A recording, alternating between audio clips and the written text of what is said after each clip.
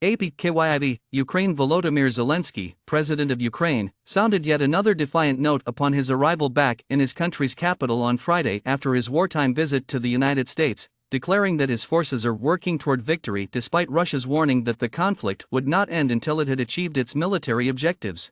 Following his journey to the United States, Zelenskyy stated on his Telegram account that he is now in his Kiev office and promised that we'll conquer everything. He also negotiated a new $1.8 billion military aid package.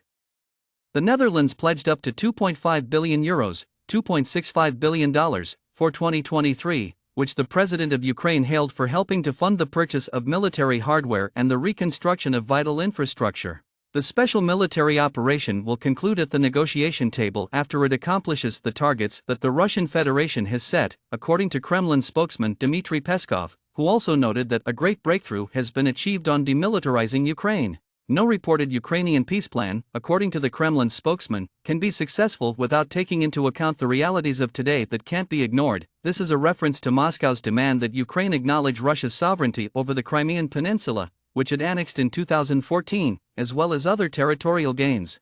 In the last 24 hours, Russian attacks on 8 districts in the south and east of Ukraine have resulted in at least 5 civilian deaths and 18 other injuries, according to the deputy head of Ukraine's presidential office. While violent combat raged near the city of Bakhmut in the eastern Donetsk region, the Ukrainian military said that Russian forces fired many rocket launchers more than 70 times across Ukrainian territory throughout the course of the previous night. The front line between the Luhansk and Kharkiv areas as well as Bakhmut and Lyman in the nearby Luhansk region took the brunt of the Russian strikes, according to the General Staff of the Ukrainian Armed Forces, though they did not specify to what extent.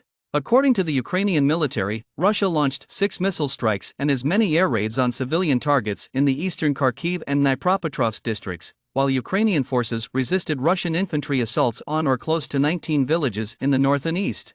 According to local governor Ola Syniehubov, Russian shelling overnight also hit a district hospital in the northeastern city of Volchansk, Kharkiv area, inflicting 5 injuries. The 4 men and 1 lady were all in moderate condition, according to a post on Telegram by Syniehubov. An automobile used by Russian occupation forces detonated, according to the mayor of Melitopol, a Ukrainian city in southern Ukraine, earlier on Friday. It is unknown whether anyone was injured. The reports came a day after a vehicle explosion in the adjacent Kherson district killed the village chief selected by Russia, according to Russian and Ukrainian news reports. In the occupied south and east of Ukraine, Ukrainian rebels have been operating behind Russian lines for months, attacking Kremlin-installed officials, institutions, and important infrastructure like highways and bridges. A discussion on the nation's arms sector will be held at a weapons facility in Tula, approximately 150 kilometers, 90 miles south of Moscow, on Friday, according to Kremlin spokesperson Peskov.